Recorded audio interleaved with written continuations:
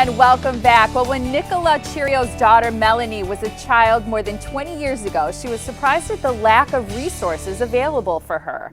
This led Nicola to forge her own path, helping kids with special needs, even starting her own school. Today, Nicola is here with Melanie, her daughter, and she's the director at St. Francis Children's Center. They are featured in the March edition of Metroparent Magazine, which focuses on special needs. Amy Schwabe is the editor of Metroparent Magazine, and she's here also. What a wonderful issue, Amy. Thank you. That was great putting it together and meeting all of these people who have just done great things for kids with special needs. Oh, I bet. And I bet you've had good reaction from this issue in particular. We have a lot of families who need help and who are looking for help. And what we found with people like Nicola, they've been there. They know what resources are needed. They know what advice to give to people. Yeah, it's really neat, and I think the support is what's so key. You find with any experience that we have in life, especially if that experience is a little bit different. Nicola, let's talk a little bit about your experience with Melanie.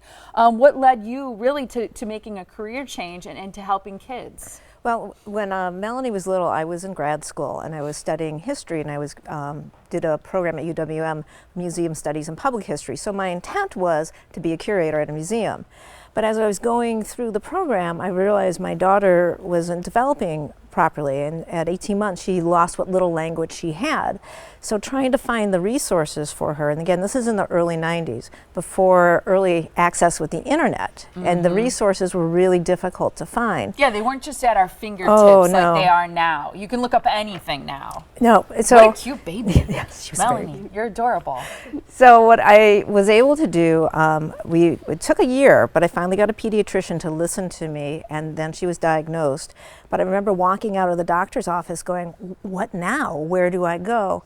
So, and were the challenges you were facing still just mostly language? It was language, and she was really kind of deep into her own world. And one of the pictures that you showed when she had the bandana on, that was the first time she used a pronoun. She used to she was the Melanie and I was the mama, and she wanted the bandana. And she goes, you are a fly. I a fly. And so I put that bandana on her because she thought I looked like a fly. So, but yes, she really, between language and really kind of being in her own world, it was really frightening, and I wanted to get her the help that she needed. So we did find some schools, but by the time she was 4, she'd already been in and really struggled in 4 different schools and 4 different programs, nor did we have any of the therapies in place.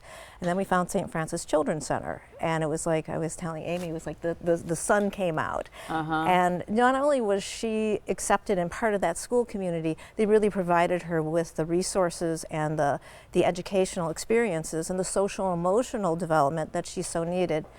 But my concern was, what do we do when we're done with St. Francis Children's Center? And I'm like, that's it. I finally see things that are working, and in some research, I found the Lab School of Washington, D.C., and I decided to go back to college and get my post-bac certifications in special education with the intent of starting a school. And throughout my first few years of teaching, I met another colleague who also believed in that, and the two of us did a lot of research at my dining room table for several years, and we came up with the curriculum and the idea for Wings Academy. And what types of kids do you serve through that school? What sort of issues might they be dealing with where they'd be an appropriate candidate? Well, and Wings is closed now, but Wings was a college prep program for kids with learning disabilities and ADHD. So what we always would say is, like, it's reverse inclusion. We planned for the students that did not learn in a traditional setting.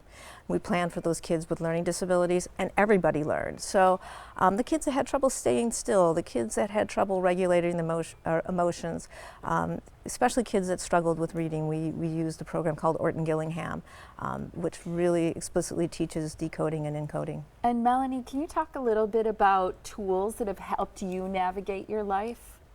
Well, every day, like 5 days a week, I would just get like some Velcro, just remove like whatever I need to do for the day or daily, and just learn how to take care of myself, how to do important things first, and what I could do on my free time. And life skills. Yes. Right? Learning how to take care of yourself, learning how to do daily tasks, things like that. And you actually graduated from MATC, right? Yes. What did you study there?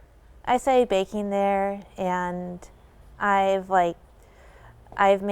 done cake decorating too, and Good for you. Do you work now? Do you have a job? Not yet. I'm trying to, and I've tried for since last year, and nothing's been really well. I tried this one job, and I didn't like it because it's too much for me. And Yeah, were there resources that you used yourself, either as a child or now, that you think were helpful to you, that you'd recommend either to other people like you or to other parents?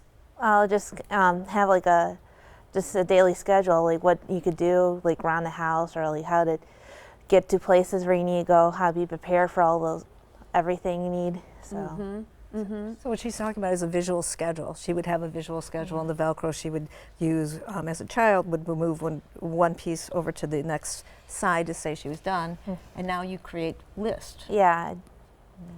That is wonderful. That's great. And I think just kind of knowing from other parents, I would think that you're an incredible resource to other people who want to know what kinds of things are possible, where to get support, how to find the right resources. Yes, and especially at St. Francis Children's Center, because we're not just a child care center and a private school, we also have Birth to 3 and the Children's Long-Term Support System. Now, those are through those two other programs, the Birth to 3 and Children's Long-Term Support System. That's through the county. But again, to be able to call a place, we have a family activity center, and we love it when families call and go, we need help. Yep. We're here to help you. We're here to guide them. Amy, we're going to put up the information from Metroparent Magazine just really quick. Great resource, great guide to find out a whole bunch of different things, right? Yeah, and just things like that Nicola was just saying, things that you might not even think about, that just the trying to get through a normal day, and how visual things like that help, and just you might not think about it, and it's something that people who've been there can help you with. Wonderful guide and resource for us here in our community. Thank you, Amy. Thank you, Melanie. Nicola, thank you for joining us. We appreciate your time. Be sure to check it out online. It's metroparentmagazine.com.